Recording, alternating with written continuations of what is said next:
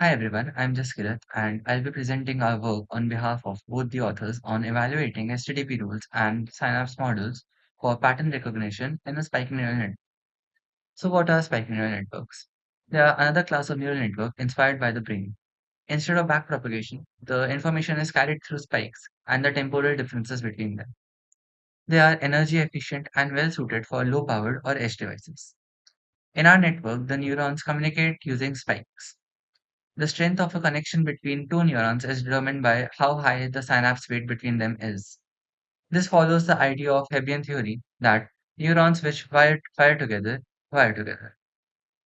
Now, how does learning exactly happen in these neural networks? We use spike timing dependent plasticity or STDP for short. If a presynaptic spike happens just before a postsynaptic spike, the connection weight increases. This is called a causal activity. If it happens after, the weight decreases, which is an anti-causal activity. Our neuron model is a simple resistor capacitor circuit with a comparator, and we add adaptive threshold so that the same neuron doesn't keep firing too often. You can see that the adaptive threshold increases after each firing and it decays over time. Now, what synapse models do we exactly look at in our study? We look at three types of synapse models, each getting progressively closer to realism. This memory retention of the synapse in hardware is achieved by resistive random access memory, or RAM for short. We have the ideal synapse. Over here, the weight can be anything between 0 and 1. Then, similarly, we have a linear synapse, which is essentially an ideal synapse. However, there are limited number of states. The weight can only snap to each of these states. Lastly, we have a nonlinear synapse, which also has finite number of states, but the weight update depends on the experimental memristor data or the RAM data. Let's look at what STDP rules we use. We evaluate four STDP rules. The first is the conventional STDP, that causal activity strengthens the synapse weight and the anti-causal activity weakens the synapse. We have sign STDP where a large time difference between a postsynaptic neuron and a presynaptic neuron leads to a weight decrease. This is a more conservative way of thinking the conventional STDP model. We also have a cause STDP model where weights increase only if the spikes are close in time, otherwise they decrease. Lastly, we have the negative Gaussian model where the weights never increase, they always decrease. This is used for unlearning.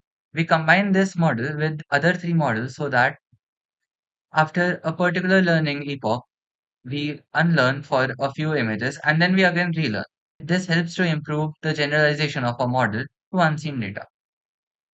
Now, how exactly does an image get passed through this model? We are using the MNIST dataset. Each image is 28 by 28 pixels. We first of all flatten this, and each pixel value is mapped to a firing frequency.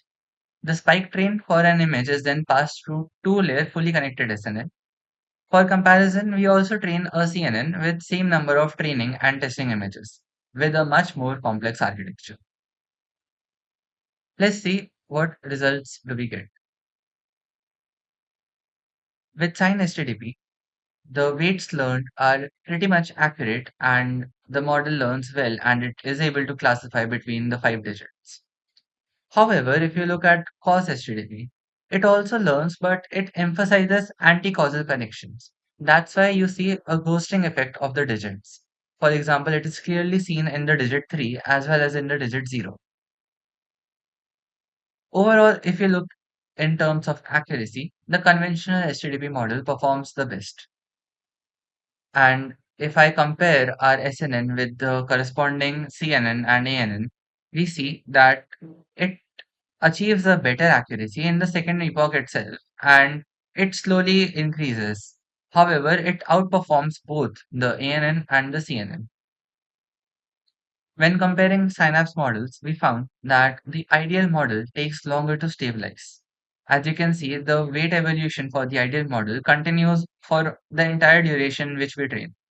However, the nonlinear synapse, which mimics the actual hardware which is used in spike neural networks, they snap onto the stable weights pretty quickly in ways less significant time than what the ideal synapse took. So, the key takeaways from our study are that for static image recognition, conventional HTTP works best with our encoding scheme. And if we put this to a hardware realistic scenario where we will use a nonlinear synapse or basically a RAM, then it would give a good and a decent accuracy as well. However, if we take a look at the other HTTP rules, they do not work that well for art classification tasks. However, it may work better for audio recognition. Over there, we might shift into frequency domain and extract features, for example, MFCCs. Lastly, our SNN trains with fewer images, a smaller architecture, and fewer epochs, and still it achieves the equivalent accuracy as compared to the corresponding CNN or ANN trained on the same train data and tested on the same test data. Thank you.